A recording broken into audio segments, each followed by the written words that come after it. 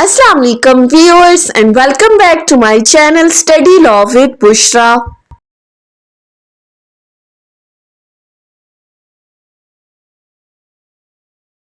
So we were discussing Punjab Tenancy Act 1887 and in today's video we are going to discuss the topic of relief for wrongful dispossession.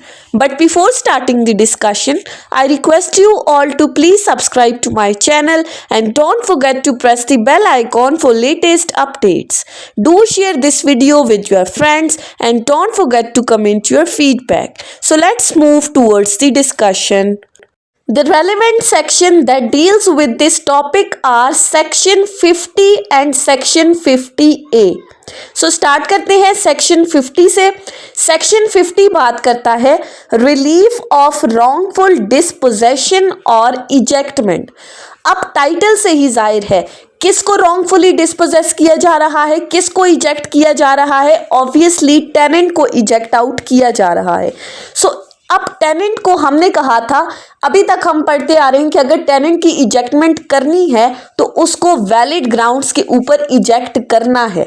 सो अगर तो किसी wrongful ground के ऊपर wrongfully उसको dispossess कर दिया जाता है तो उसको क्या रिलीफ दिया जाएगा. सो सेक्शन 50 कहता है कि अगर इन केसेस में, कौन कौन से केसेस में, if the tenant has been dispossessed without his consent of his tenancy or any part thereof otherwise than in execution of decree or then in pursuance of an order under section 44 or section 45.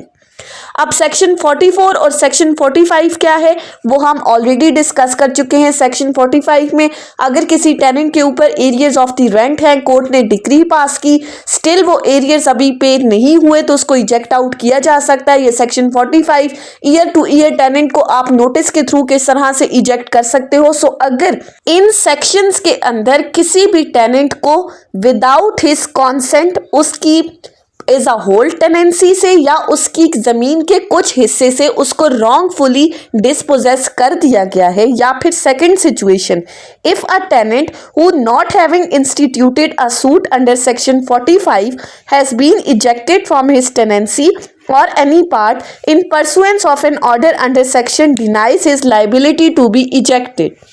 या फिर अगर किसी tenant को eject out किया गया था, उसके against suit file किया गया है और जैसा कि हम पढ़ के आ चुके हैं कि उसको अपॉर्चुनिटी दी जानी चाहिए कि वो अगर चाहे तो अपने इस सूट को कॉन्टेस्ट कर सकता है. सो अगर किसी टेनेंट को सूट कंटेस्ट करने की अपॉर्चुनिटी नहीं दी और उसको रॉन्गफुली इजेक्ट आउट कर दिया गया है उस लैंड से, तो फिर टेनेंट के पास क्या राइट है.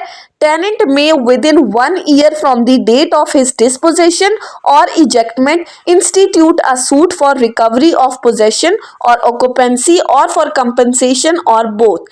टेनेंट के पास क्या रिलीफ है कि वो इजेक्टमेंट या डिस्पोजेशन के 1 साल के अंदर अंदर वो सूट इंस्टीट्यूट कर सकता है. किस चीज से रिलेटेड सूट इंस्टीट्यूट कर सकता है? अपनी उस पोजेशन की रिकवरी के लिए कि मुझे दोबारा मेरा राइट ऑफ ऑक्यूपेंसी या कब्जा दिलवाया जाए, या फिर मुझे इसके अगेंस्ट कंपनसेशन प्रोवाइड की जाए. सो या तो वो रिकवरी का अलग से सूट फाइल कर सकता है, कंपनसेशन का अलग से फाइल कर सकता है, या एक साथ रिकवरी और कंपनसेशन दोनों क्लेम कर सकता है. सेक्शन 50 टेनेंट को ये रिलीफ दे रहा है in case of wrongful disposition और इजेक्टमेंट. अब इसी के साथ एक और सेक्शन है सेक्शन 50A. सेक्शन 50A बात करता है बार टू सिविल सूट्स. अब किन केसेस में सिविल सूट्स के ऊपर बार लगाया गया है? No person whose ejectment has been ordered by a revenue court under section 45 subsection 6 or whose suit has been dismissed under section 50 may institute a suit in civil court to contest his liability to ejectment, recover the possession or occupancy rights or recover the compensation.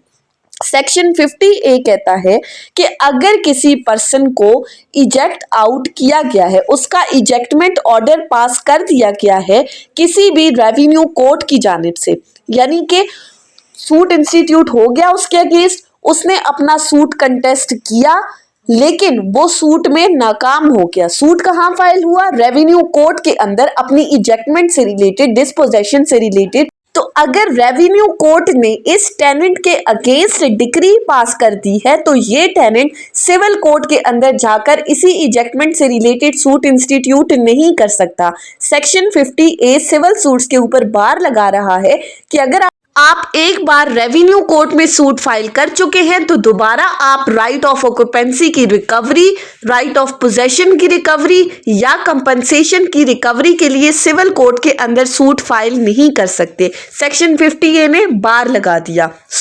ये थी हमारी आज की discussion relief for wrongful disposition के topic के ऊपर। I hope कि आपको ये लेक्चर समझ में आया होगा। अगर आपने इस वीडियो को अटेंटिवली सुना है तो अगर आपको ये वीडियो अच्छी लगी है तो इस वीडियो को लाइक करें, कमेंट करें और चैनल को ज़रूर सब्सक्राइब करें।